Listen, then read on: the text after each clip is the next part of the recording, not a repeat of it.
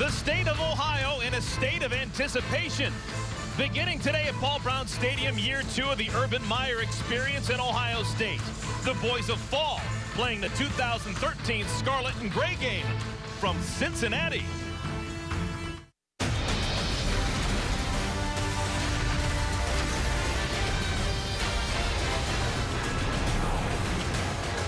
The last time we saw these Buckeyes, they were completing a perfect season. 12-0 with a win against Michigan. Today, another year getting started. It is the Scarlet and Gray spring game from Paul Brown Stadium in Cincinnati. Hello, everyone. So glad you could join us here in the Queen City of Cincinnati. I'm Eric Collins, alongside my partner, former Minnesota head coach and Ohio State coach and alum, Glenn Mason. Well, Mace, let's get right down to it. Ohio State, they were perfect last year, but they weren't postseason eligible. They are this year, and that makes all the difference in the world. You got that right. And you think about, you already mentioned undefeated last year. Only 6 times in the illustrious history of Ohio State have they gone undefeated. And you know what? The faithful think they'll do it again this year. And why not? The offense last year was terrific, and they come back with 7 returning starters on that offense, including the big guy, number 5, Braxton Miller. Well, Braxton Miller, I don't know how you can say enough good things about this guy. I personally do not think there was a better football player in the country than Braxton Miller. You look at where he finished in the Heisman Trophy race, I think he was discriminated against because the Buckeyes were on probation. That was unfair. Everybody knows how he can run. You look at him statistically, 101 nationally in passing. He's a better passer than that. He's underrated. Watch out this year. And we will see his development on display this afternoon. All right, the third member of our crew is Ashley Ignelzi. She's standing by with the second-year Ohio State head coach, Urban Meyer. Well, Coach Meyer, what are some of your goals and objectives for today's spring game? Well, we're one of those few programs that can take advantage of a nice crowd and how players perform under pressure. It's a lot different than in a very sterile environment like a practice field. So it's a great environment. So I want to see Michael Thomas and Devin Smith and some of the receivers make some plays. And then there's other guys who have good spring, but I want to see them finish the spring the right way. How has your approach towards spring practice and the spring game changed from your first year as head coach to now your second year? It really hasn't changed much. I like to have the mentality that this is where you earn your spot. You know, I see people, maybe not take advantage of spring games. I want this. We're still evaluating who's going to get the ball for us in the fall. In the fall, we concentrate on winning a game. In the spring, I want to develop the depth in the lineup. So it's safe to say some guys are fighting for jobs out here today? Absolutely. This is their opportunity, and it's hard to say this, but they might not get another one. I mean, this is their chance to go make a play. All right, thanks, Coach. Have fun out there today. Eric, let's send it back up to you. Ashley, thank you so much. Getting ready for the Ohio State spring game. The Buckeyes taking the show on the road. The Scarlet and Gray spring game from Cincinnati coming up next. BTN Spring Football is brought to you in part by Gatorade. Gatorade knows it all begins within. Win from within. Braxton Miller and the Ohio State Buckeyes getting ready to play the 2013 spring game. We are not in Columbus. The Horseshoe, Ohio Stadium, undergoing some routine maintenance. So instead, Urban Meyer saying, you know what? Let's come down to Cincinnati and play some football here at Paul Brown Stadium. And, Eric, I tell you, talking to their players, they are really excited. And they're used to playing in the Horseshoe, not that it ever gets old, but be able to come down here and play in an NFL stadium, really excited. Now, this is what we're looking at. We're going to play 4 10-minute quarters. Running clock in the second half. Keep a note of that. Quarterbacks, both Braxton Miller and Kenny Guyton, they're going to be protected with black jerseys on. They can't be touched. When we do say Cardell Jones in, another quarterback, he is going to be live. Possessions are going to start at the 35-yard line, which means we will not have kickoff returns, Mace. Well, it doesn't surprise me at all that Kenny Guyton and Braxton Miller, of course, will not be touched today. To go with the third-team quarterback, that's fine because we've seen Kenny Guyton, or more importantly, Urban Meyer and the coaching staff have seen Kenny Guyton and Braxton Miller under live situations. They want to find out about this young guy. Weather has cooperated. 52 degrees, some wispy clouds in the sky. Wind 16 miles per hour. We'll see if that is a factor. All right, no kickoff. We'll start with the ball at the 35-yard line. This is the Scarlet against the Gray. The Scarlet is basically the first team offense. And look at that. Braxton Miller showing you what he's all about. A deep catch all the way down to the 12-yard line. Evan Spencer with a nice grab. Well, that sure didn't look like a team that ranked 101 nationally in passing. In fact, today I would expect this first-team offense, Scarlet offense, to throw the ball 90% of the time. How's that for a prediction? Why? Because that's where they have to improve. Just like last year, you can see that urgency with the offense to get back up to the line of scrimmage when the defense is not ready and try and catch them off guard. Biggest change that I've seen by a lot of teams since I was coaching 6+ years ago is the tempo of the offense. You know, if you're the thing about huddles, they don't huddle on offense. You can't huddle on defense. It's hard for those defensive coordinators to think they got to make calls.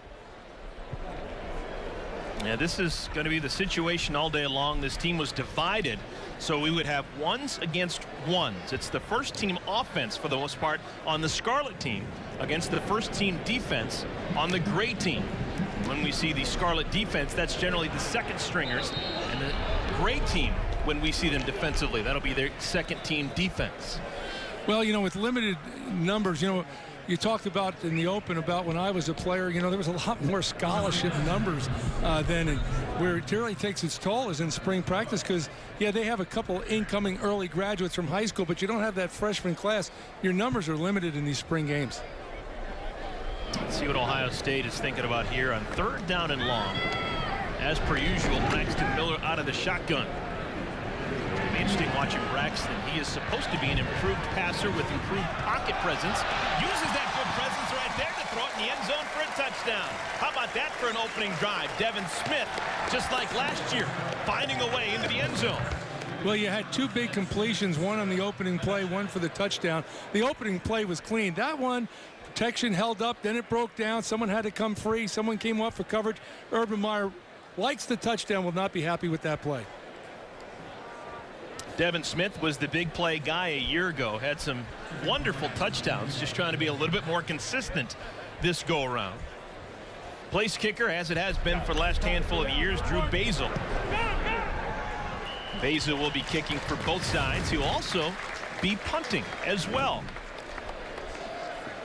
Well, you can see that, you know, if I was probably that second team defense coordinator, I'm yelling and screaming on the sideline. I had him sacked. You know, it's you know, we can't tackle a guy, you can't even touch him, but I was close enough and it broke down.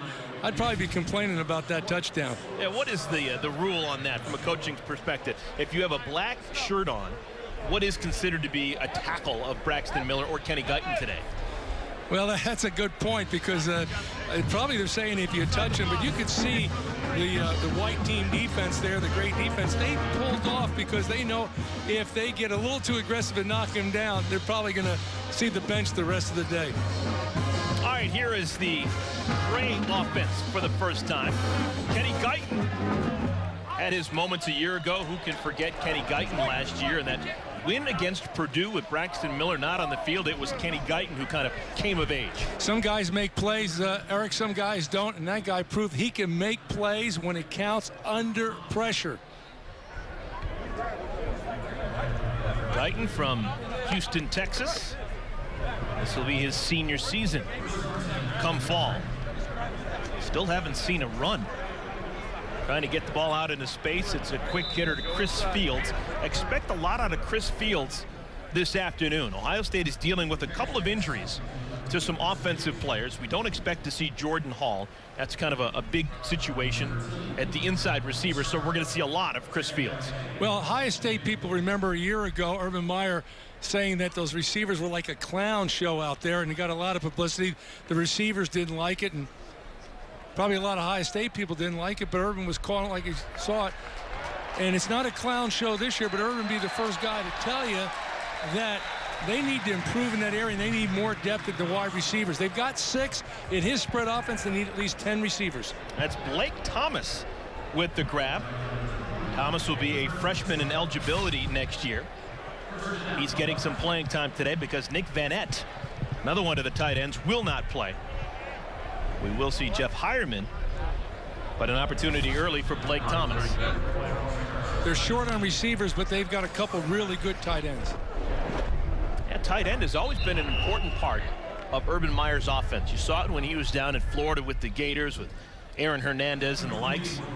Yeah, it's that hybrid. It's that really, I don't want to even say it's an over-athletic tight end or it's a big wide receiver. They have to be able to block, but probably more importantly in his offense, they've got to have the ability, athletic ability to get open in the passing game.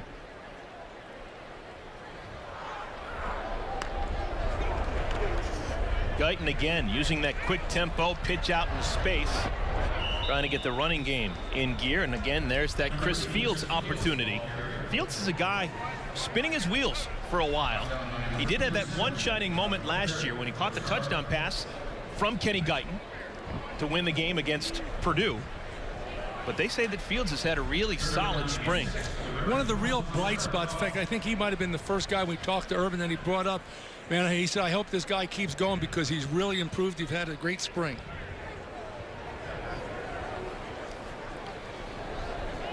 On a third down, Guyton with the pocket collapsing. He is touched, and that will be short of the first down marker. So what's the philosophy here? On a fourth down in a spring game, you just work on the kicking game? Well, sure. I think that's be the smart move. Let's face it, in a game, next year you're trying to make it like game-type situation. There's no way that you would go it on fourth down here. You'd send the kicker team in there, expect to get 3 points. Now, this is something that Buckeye fans should be aware of. The specialty teams, with the exception of punter, everyone returns. 2 long snappers, both back. The holder, Kenny Guyton, he is back. And Drew Basil, one of the better kickers in the country, he is back. This is a 27-yarder. And just as we talk about everyone coming back, sometimes just because you're coming back doesn't mean the 27-yarder is automatic. No, that's why you have to work on it like any other play. And you talk about, the specialty, they went out and recruited a punter last year. They had a young man committed. They thought he was coming by the name of Johnny Townsend. And then, I don't know, they got to the limit. They really didn't have enough scholarships left. Everybody was jumping on board coming there. So he changed his mind, and he decided to go to the University of Florida.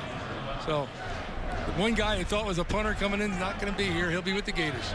If you were Urban Meyer, would you be alarmed at the fact that because Ben Buchanan graduated, because they didn't get the punter recruit that they thought, it's going to be double duty now for Drew Basil? Not only is the place kicker, but also he's going to be asked to be the punter. Does that worry you as a coach? It sure does. I used to talk about punting. The punt is the most important play in football. Why? Because if you're adequate, it should gain at least 40 yards of field position every time.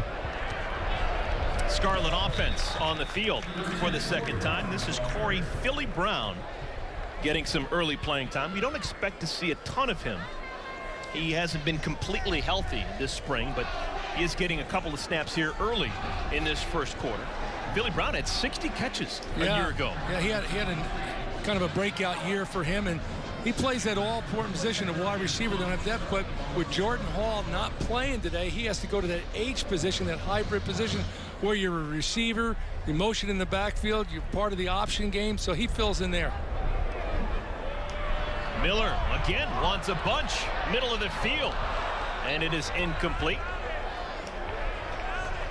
Trying to squeeze it in to Jeff Hireman, one of those tight ends that we were talking about.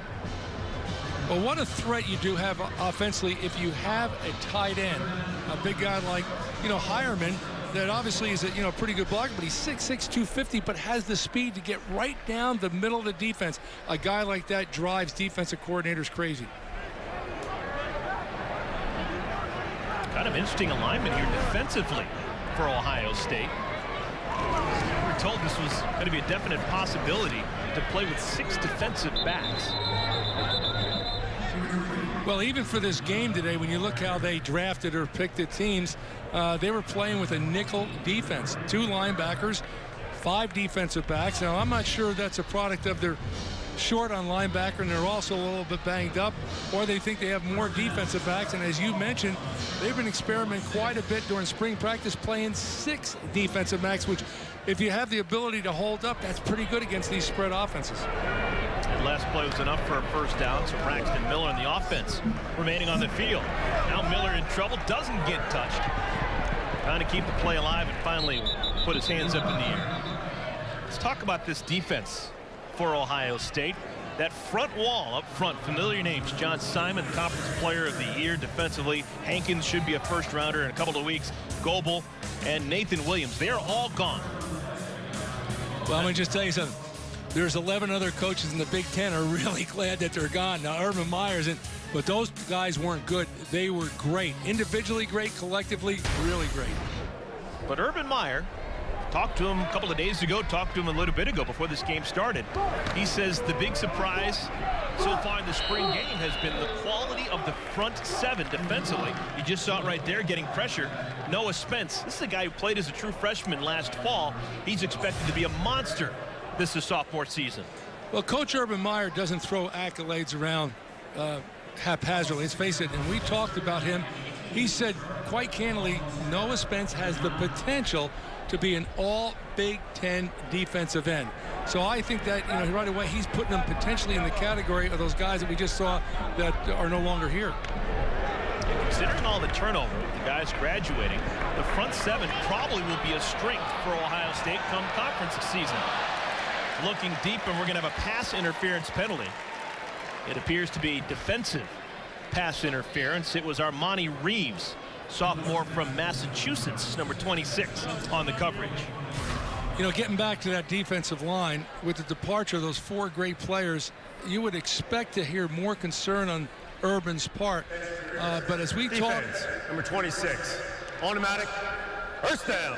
As we talk to Urban and we talk to some of the players that play offensive line for Ohio State, and Coach Warner, who's the offensive line coach, and we asked them about that defensive line. They were really impressed. They said they're young, they don't have much experience, but they've got ability, and they play with reckless abandon. They fly around. They'll be just fine. So the concern that you might think on the defensive line might be there, I'm not sure is.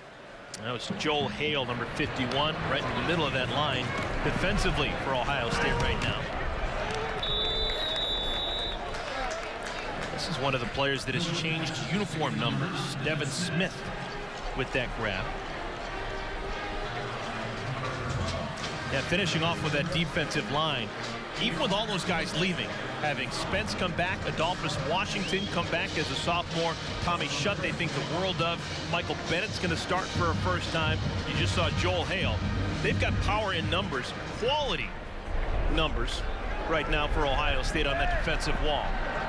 Miller skips out of the pocket, buys some extra time, and throws it incomplete. It was caught, but out of bounds was Hireman. When you look at the Ohio State defense, and they only have one returning player in the front seven, right away you say, man, are they inexperienced? But when you look on the back end, with all the players that they have coming back, not only players, but good players with a lot of experience, some maybe as good as anybody in college football, and collectively could be as good as any secondary in college football, all of a sudden that inexperienced defense kind of gets diminished a little bit. Yeah, three starters in the secondary. We're not going to see Bradley Roby today. Roby's out with a minor injury.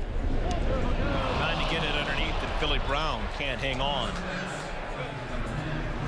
That'll bring up a fourth down. And that... Well, you talk about Bradley Roby. I mean, there's not a better corner in college than football. He's one of those closed down corners. You can put him out on the island, and he can probably take care of about just any receiver. They're awful solid in the secondary, and at the end of last year, Ryan Shazier, there's not a linebacker in the Big Ten playing any better than him. Quality football player.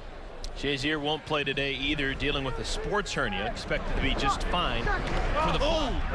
Now on a fourth down, the Scarlet team goes for it, and it is incomplete. Joel Hale, one of the tackles, dropping back into coverage. Did they say he caught that? Oh, it's actually a completed pass. Hale with the tackle. I thought this ball was knocked loose. No replay today. Either that or it was fast replay. That might have been an Urban Meyer call. First down. Yeah, Urban right there, about 5 paces behind Braxton Miller in the offensive backfield. And that one's blown dead. That'll be considered a sack. Braxton Miller caught a couple of yards behind the line of scrimmage. The offensive line last year was awful young. You got everybody coming back. Big concern at right tackle, yet that's probably not been solved. But one area they have to improve in last year, giving up sacks, they were number 10 in the league. That doesn't sound like an Ohio State team. It's not an Urban Meyer team. Those negative yard plays, I know, drives him crazy.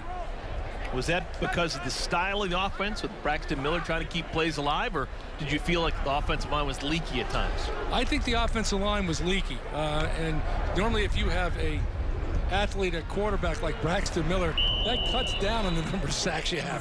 You know, when you have one of those guys that's a 5'2" quarterback that sits in there a little too long, he can't get away. That guy's hard to trap. Here's Curtis Grant. Curtis Grant, with a lot expected of him. He is going to be the starting middle linebacker. That's believed to be the case in the fall. He had some starting experience a year ago and actually lost the job throughout the course of the season. But now a senior year, this is kind of it for him, and coaching staff does say that he has stepped on during spring practice. 3rd down and 14. Miller steps up in the pocket looking for someone, and he just simply has to throw it out of bounds. They're going to actually credit that as a sack. That was Craig Fada getting in and putting 2 hands on Braxton Miller. You know, partner, there's a household name in the Ohio State program right now called Reed Fragel. He's the guy last year that all of a sudden came out of nowhere, became the right tackle, played extremely well. Probably going to have a chance at pro football, and now they keep talking about certain guys that have been around here a while that haven't stepped up yet. Are they going to be our Reed Fragel this year? And they got a couple guys in that category. Yeah, Reed Fragel was a guy who was a tight end in the program when Jim Tressel was the head coach, and he was switched to right tackle last year and performed admirably, and now is a pro prospect as a tackle. You see that in coaching a lot of times, and not in just college. How many guys you see go through high school careers and they're just average and really come on their senior year and end up getting a scholarship? Drew Basil, there's his first punt of the day. Looks like he's going to have enough leg for the job. We're only going to have fair catches here this afternoon, and that's fair caught at the 9-yard line. It's Jordan Hall with the fair catch. We didn't think we would see him at all, but at least they're allowing him to catch punts today. Now, BTN goes where you want, when you want it. BTN to go, presented by Auto Owners Insurance. Available for free to customers or participating TV providers. Watch BTN, including live games, on your tablet, smartphone, or computer. It's available in the App Store and on Google Play. Or visit BTN2go.com.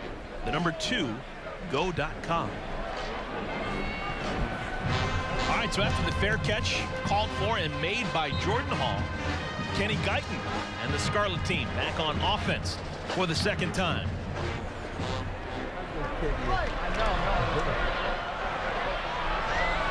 This is Warren Ball. Makes the first man miss. Carries it out close to the 17-yard line. Cruising along here. Yeah, we're cruising along, and he gained some positive yardage because of a missed tackle on defense. Someone will write that one down. We have got 1 quarter in the books for Urban Meyer's Ohio State Buckeyes. Quarter number 2 when we come back to Cincy in a moment.